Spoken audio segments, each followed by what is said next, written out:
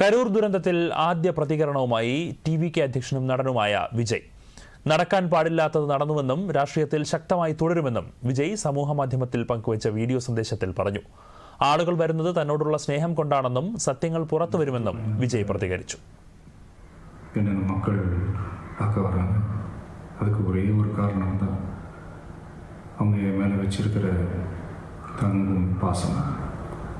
அந்த அன்புக்கும் பாசத்துக்கும் நான் எப்பவும் கடமைப்பட்டிருக்கிறேன்.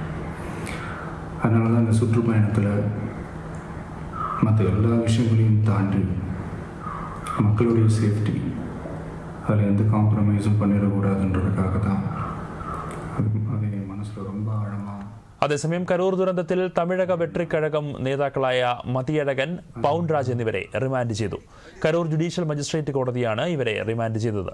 ഒക്ടോബർ 14 വരെയാണ് റിമാൻഡ് കാലാവധി. ശനിയാഴ്ച കരൂരിൽ നടന്ന ടി.വി.കെ റാലിക്കിടെ തിക്കിലും തിരക്കിലും അകപ്പെട്ട് 41 പേരാണ് മരിച്ചത്.